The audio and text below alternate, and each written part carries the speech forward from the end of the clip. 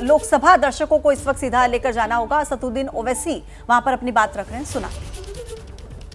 जब बीजेपी मुझे गायब करना चाहती है और दीगर हिज़्ब इख्तिलाफ की पार्टियां के लिए मेरा वजूद सिर्फ वोट डालना और अपनी खबर में जाकर सो जाना है, इसीलिए आप देखते हैं कि समाजी इंसाफ है सर कि 4% मुसलमान जीत कर आते हैं। सर इस ऐवान में ओबीसी समाज के एमपी अब अपर कास्ट के एमपी के बराबर हो चुके हैं। ओबीसी समाज के एमपी अब अपर कास्ट एमपी के बराबर हो चुके हैं और 14% मुसलमान सिर्फ 4% जीत कर आते हैं। CSDS का डेटा ये बताता है कि इस मुल्क में जो वोट बैंक है, जो एक मुश्त वोट डालता है, वो अपर कास्ट का है। मुसलमान का कभी ना वोट बैंक था ना कभी रहेगा।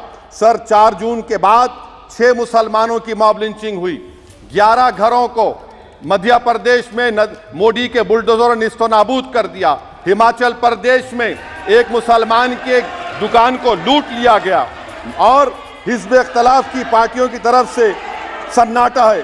शायद अब वक्त आ चुका है कि लफ्ज़ मुसलमान का नाम लेना भी अब उस पर पाबंदी आयद कर दी जाएगी। सर मैं ये बात बताना चाह रहा हूँ कि नरेंद्र मोदी को जो मैंडेट मिला है। एक मिनट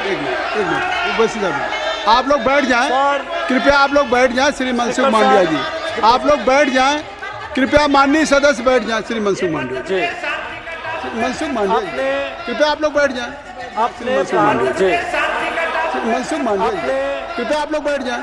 अपने प्रारंभिक भाषण में आप लोग बैठ जाएं। माननीय सदस्य बैठ जाएं। माननीय सदस्य ने अपने प्रारंभिक भाषण में जो शब्द प्रयोग करा है उसको ऑथेंटिकेट करा जाए। और अभी उन्होंने उल्लेख करा कि मोदी के बुलडोजर ने वहां मॉब लिंचिंग करा है, उसको भी ऑथेंटिकेट करा जाए। तो राष्ट्रपति के अभिभाषण पर चर्चा आज भी जारी है और इसे लेकर हंगामा भी लगातार हो रहा है। देखिए, कल राहुल गांधी ने केंद्र सरकार पर जोरदार हमला बोला था। हिंदू, बीजेपी, संघ और सरकार को लेकर ऐसे बयान दिए थे जिस पर हंगामा मच गया। बिल्कुल, और आज उनके हर हमले का जवाब देने के लिए शाम को 4 बजे पीएम मोदी लोकसभा में बोलेंगे और इस बीच नजर रहेगी शाम 4 बजे पर कि प्रधानमंत्री नरेंद्र मोदी किस तरीके से राहुल गांधी को जवाब देते हैं। ये 3 तस्वीरें आपको दिखा रहे हैं। लोकसभा में 4 बजे प्रधानमंत्री नरेंद्र मोदी अपनी बात रखेंगे। बीते कल जिस तरीके से सदन में राहुल गांधी सरकार पर सीधे तौर पर फ्रंट फुट पर प्रहार करते हुए नजर आए, अब उसके जवाब में पीएम मोदी शाम को 4 बजे क्या कहते हैं, ये देखना काफी महत्वपूर्ण रहेगा। और अब सीधे फिर से एक बार सदन का रुख करेंगे। असदुद्दीन ओवैसी क्या कह रहे हैं? Due representation. Why are the Muslims not getting? Are we here only to vote for you and not due representation? Why are the Muslims not getting? Are we here only to vote for you and not to get elected? If that is the case, please tell us that we are only here to vote for you. Sir, आज भारत के आधे नौजवान बेरोजगार हैं और रोजगार की तालिश, बेरोजगारी का आलम यह है सर कि मोदी सरकार के 5 साल में 75 लाख एस्पिरेंट्स की जिंदगी बर्बाद हो गई। 6 पेपर लीक हुआ।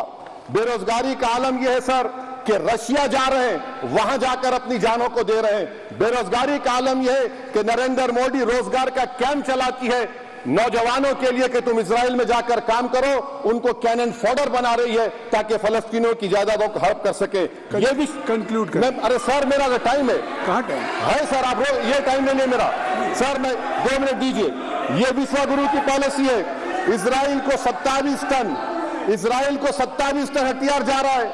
9 मिलियन भारत के लोग गल्फ में काम करते हैं, क्या असर पड़ेगा? 47,000 इजरायली और फलस्तीनी मार चुके हैं।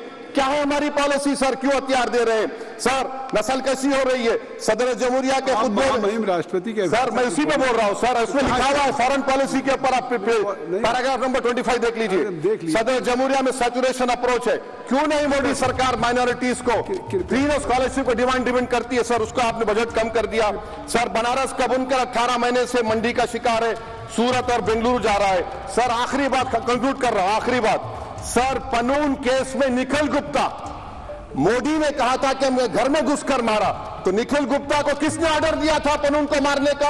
अगर नहीं दिया तो उसको बचाइए, और अगर दिया नहीं तो फिर उस पर पीएमएलए क्यों नहीं लगाकर सर समाप्त करो। कमेटी बनाई आपने, उसका क्या हुआ सर? हम एससीओ को नहीं जा रहे सर। मैं आपको बता रहा हूं कि मैं अपनी इस तकरीर को टीपू सुल्तान की नजर, सुनिए सर, अब हो गया, खत्म कर रहा हूं सर। मैं अपनी तकरीर को टीपू सुल्तान के नजर कर रहा हूं। ये टीपू सुल्तान की फोटो है, क्या आप इससे भी नफरत करेंगे सर? ये संविधान में टीपू सुल्तान की फोटो है जिस पर वल्लभ भाई पटेल ने साइन किया, श्यामा प्रसाद मुखर्जी ने साइन किया। ये आपकी नफरत है सर। आखिर में मैं अपनी बात को खत्म कर रहा हूं इस शेर पर कि क्या दिन दिखा रही है सियासत की धूप छांव।